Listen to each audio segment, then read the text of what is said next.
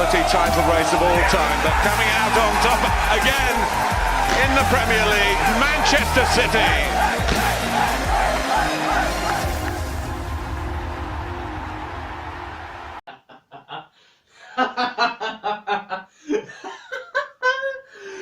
Oh, yes!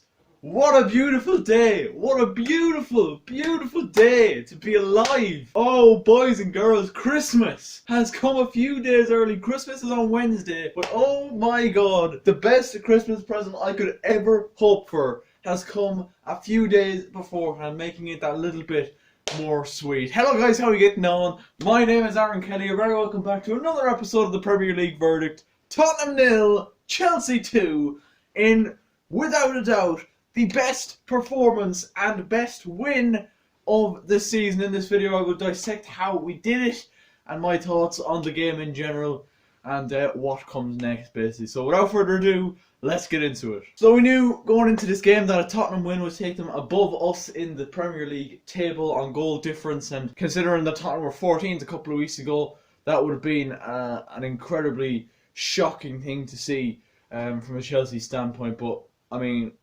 going into this game, all the odds were stacked against us really. If you look at things, the way form was balanced, Tottenham were just coming into form under Jose Mourinho, and Chelsea, well, I mean, 4 defeats out of our last 5. Ladies and gentlemen, let's get into this absolutely brilliant, glorious game of football that I witnessed yesterday. Frank Lampard, the man, the myth, the legend. You know, a lot of people were starting to question Frank the last couple of weeks because of a couple of tactical decisions and a couple of in-game tactical and substitute decisions as well. People were starting to question maybe, oh, the honeymoon period is over. He's going to end up like Ole Gunnar Solskjaer. Frank doesn't have it all going on up here. He was a great player, but not a great manager. Oh, how fucking wrong were you? How wrong were you? My guy set up a 3 at the back, right? Rudiger, Zuma, Tomori, wingbacks, Azpilicueta, and the forgotten man, Marcus Alonso, with Kovacic and Kante in the middle.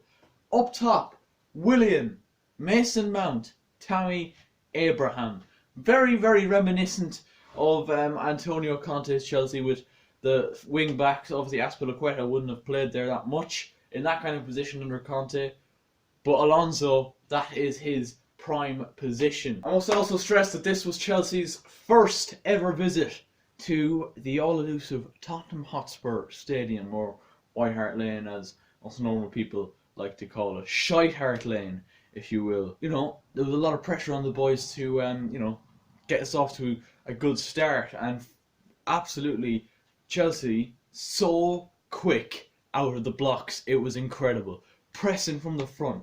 Whenever Tottenham got on the ball, not giving them a fucking second on the ball. How are you going to tell me that Eric Dyer, right, is going to put up with Kovacic and Kante in the middle? Come on, like, behave. Be fucking have. And when you got Jorginho coming off the bench, I mean, it just shows how good Kovacic and Kante have been, especially Kovacic, since he's come in this season. Absolutely unbelievable once again last night, Mateo Kovacic. Can we talk about the 3 at the back? Oh my god, the 3 at the back. Unbelievable performance from every single last one of them. I mean, I give Kurt Zuma a lot of shit, but he can be one of the best players on the pitch. I say this to everyone I meet. He can be one of the best players on the pitch or one of the worst. And last night, he was one of the best. Harry Kane. Was he playing? Can you tell me now, was Harry Kane on that pitch last night? Harry, where were you last night? Were you at the game? Were you there? Because I can't tell. Kurt Zuma pocketed you, my friend, and you could not have one answer to it. Antonio Rudiger hasn't been the best since he's come back from injury, but oh my god, how good was he last night? Heung-min Son, who? Like, oh my god, what a performance. And as for the young man, Fikayo Tomori, I mean, wow, incredible once again. The wing-backs. Marcus Alonso, best performance in a Chelsea shirt that I've seen since the Antonio Conte era. Unbelievable. Serge Aurier could not put up with you. He really couldn't. And yes, you're not the best defensively, alright? We've said that quite a bit on this channel, haven't we? But Marcos Alonso last night, he absolutely redeemed himself. And I would like to see that kind of formation brought forward in the next couple of games, because when you have Marcos Alonso there in the left wing position and you have Fikayo Tomori behind him in a left centre back position, it gives less onus on Alonso to actually defend, because you have Tomori covering and he has the pace to do that. Azpilicueta, my captain, yeah, my leader. You know, I've questioned your leadership skills, but last night, my friend, you were absolutely brilliant. Probably more balanced game than Alonso. You were up and down, probably more defending than attacking, but there was times where I was seeing Azpilicueta get in and the end of crosses from the left-hand side. He was arriving at the back post. Centre midfield, Kante and Kovacic, I'll have my say on them as well, absolutely dominated Eric Dyer and Moussa Sissoko. Who the bloody hell are they? I will say this about Moussa Sissoko though. He was Tottenham's best player last night. And you know when that's happening, that is not a good day at all. Mason Mount, the boy's back, isn't he? He is back. You know, he has really answered the haters in the last couple of games. He has been poor, but he came back last night and was unbelievable. Vertonghen could not put up with him. He couldn't. Tammy Abraham still hasn't scored against the top 6 side, but oh my god, did you give them shit. You gave them so much shit. Alderweireld and Davinson Sanchez could not put up with you between them. Unbelievable performance, holding up the ball, the strength, the pace, and just overall quality, laying off the ball, linking the play. We used you as that kind of link between the midfield and attack, and you were absolutely brilliant last night. Tammy Abraham had a goal disallowed for offside. I was quite unfortunate that you were offside, because I would still love to see you score against the top 6 side, but it was irrelevant last night because that performance from you was absolutely incredible. And finally, Willian, oh my god, where did that come from? He hates Tottenham. He hates Tottenham. He hates them so much that he put in one of his best ever performances in a Chelsea shirt last night. When Willian is at his best, he can be one of our best players. That first goal, oh wow. Yes, the defending from Aurier was poor, but oh my god, what a goal. What a goal, my son. And the second one, penalty, ice cool into the bottom corner. And can we just talk about that penalty for a second, yeah? The incident leading up to it. Gazzaniga, what the fuck were you doing, mate? What was that? Like, oh my god. David De Gea made an absolute blunder for Manchester United against Watford yesterday. But I don't know which was worse. Gazzaniga's like, for any keeper, that ball over the top from Willian is an easy catch for the goalkeeper.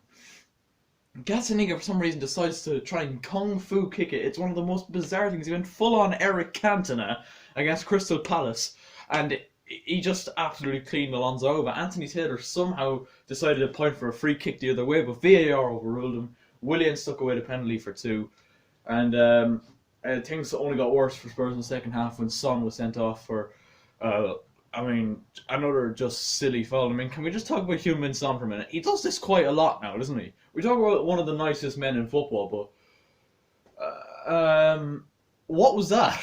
What was that? Like, why are you just kicking Rudiger in the face? Like, why are you doing that? You might not have made contact, but why have you done that? I don't understand. Like, you actually looked like you were about to burst into fucking tears as well, mate.